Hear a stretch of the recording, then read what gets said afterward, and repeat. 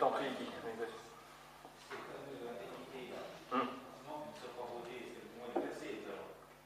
Bien, nous resterons sur la base de ce qui était en place préalablement. Ce sont simplement certains agents qui resteront à côté du dispositif. Parce que la majorité en a décidé ainsi. Non. Non pas parce qu'on pense qu'ils ne le méritent pas, mais parce que je n'ai pas de base légale pour verser cette indemnité. Nous sommes donc au chapitre finance 10.10, taxes et produits irrécouvrables. Il vous a été présenté une liste de taxes et produits irrécouvrables relatifs à l'exercice 2010-12. Pardonnez-moi, pour un montant de 422,85 €. Il vous est demandé de bien vouloir accepter l'allocation en non-valeur des taxes et produits proposés. Voilà. Qui est favorable? Qui s'abstient? Vous avez eu le temps de noter, Myriam? Nous sommes au point 11, le renouvellement du contrat de fourniture de gaz pour le groupe scolaire et la médiathèque. Je présente donc, vous l'avez en pièce jointe, le projet de contrat avec GDF pour la fourniture de gaz nécessaire aux installations de chauffage pour le groupe scolaire et la médiathèque. Je vous propose simplement de bien vouloir valider le contrat proposé et m'autoriser à le signer. Qui est favorable? Qui s'abstient? Vous n'êtes pas sûr qu'il faille chauffer l'école? On met en note. Qui est contre? Très bien. Nous en sommes au point 12, la fixation du tarif des redevances d'occupation du domaine public communal. Dans le même cadre, le tribunal administratif a, par décision du 30 mai, annulé un certain nombre de délibérations, dont celle qui fixait le tarif de redevance d'occupation du domaine public communal au tarif, me semble-t-il, de 2 € le mètre linéaire indivisible.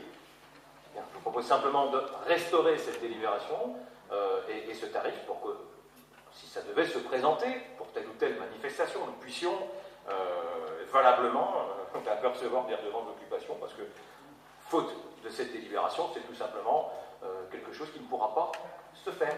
Je sais que c'est de la faute du méchant maire qui n'avait qu'à se taire et laisser les huis clos. Oui. Très bien. Très bien. Vous flagellez pas. Non, mais bon, je vous soulage parce que je ne voudrais pas que vous vous fatiguiez surtout. Bien, donc fixation des redevances d'occupation du domaine public communal. La proposition est simple. Fixer cette redevance pour les marchés zébrocantes à 2 € le mètre linéaire indivisible à compter du 23 mars 2011. Afin simplement de rétablir aussi la base légale sur laquelle ont été perçues des redevances d'occupation postérieurement à la délibération annulée. Parce qu'en fait, là, on a un vrai souci, c'est qu'il y a une base légale qui a disparu. Mais je vous invite simplement à en prendre... non, ça vous semblait en douter. Bien. Je vous informe juste que, s'agissant de la fête patronale, eh bien, les forains se sont déployés et nous ne leur avons pas demandé le moindre centime, parce que finalement, nous n'avons pas de tarif. Bon. Pardon? Il y a une délibération qui disait que... Non, je parle des forains. Oui. Là, il attire au... disait qu'on avait une délibération qui disait qu'il y aurait un conseil par mois. Donc le voyage dans le conseil qui parlait de ça. Mais comme vous respectez non, mais, plus... vous raisonnez par l'absurde, oui, c'est ça. D'accord, bon. Moi, je vous dis simplement que les forains ont été accueillis et que nous n'avons pas perçu de redevance parce que nous n'avons pas de tarif. Enfin, de toute façon, quand on voit à quel niveau...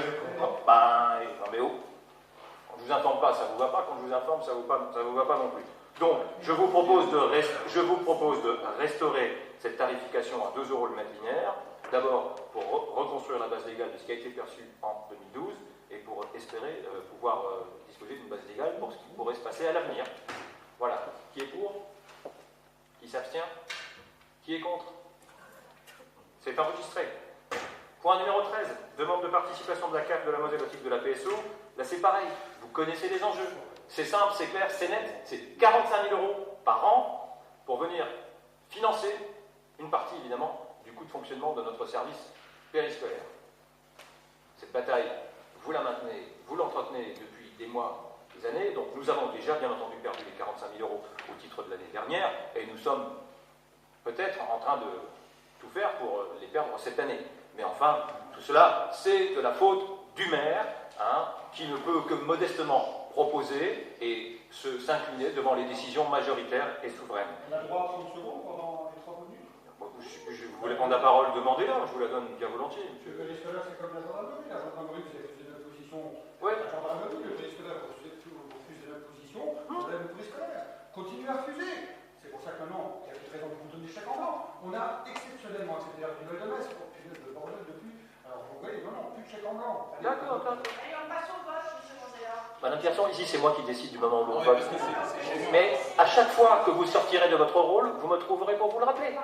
D'accord? Alors, non mais si vous voulez jouer, on sera à deux, d'accord? Substituer à beaucoup de personnes. Non, je fais mon job. Je prépare un ordre du jour avec ce qui me paraît important, je le soumets à l'approbation de l'Assemblée. Hein? Ça s'arrête là, et je conduis les débats. D'accord? Maintenant, si ça vous est insupportable, vous n'êtes pas obligé d'y participer. Si ça vous est insupportable, vous n'êtes pas obligé d'y participer. Mais si on est obligé, parce que au bout de 3 fois, après, vous allez faire comme. Mais attendez, assumez. Moi j'assume ma position, vous assumez la vôtre. Nous en sommes donc sur le contrat enfance-jeunesse. Là, je ne vous demande pas simplement de m'autoriser à signer un contrat qui de toute façon est parti à la poubelle, vu que la CAF a distribué à d'autres communes les sommes qu'elle s'était engagée à nous verser. D'accord? Je vous demande simplement de considérer votre position et de comprendre, mais manifestement, je pense que vous en êtes tout à fait capable, mais vous avez décidé de ne pas le comprendre, que le contrat enfance-jeunesse est indépendant du mode de gestion. Ça veut dire que ce soit l'EPEP, Troubounioux, Duchemol, la Croix-Rouge ou Tartampion, ou la commune, ça ne change rien, c'est acquis à la commune. En disant non, vous refusez que la commune soit aidée à hauteur d'environ 37 000 € par an. Rien que la commune, indépendamment, je peux m'écrouler demain, là, dans 5 minutes, vous aurez un nouveau maire. Sauf que là, il s'agira de savoir, non mais, regardez les choses avec objectivité. Le CEJ n'est pas lié à un mode de gestion, il en est indépendant.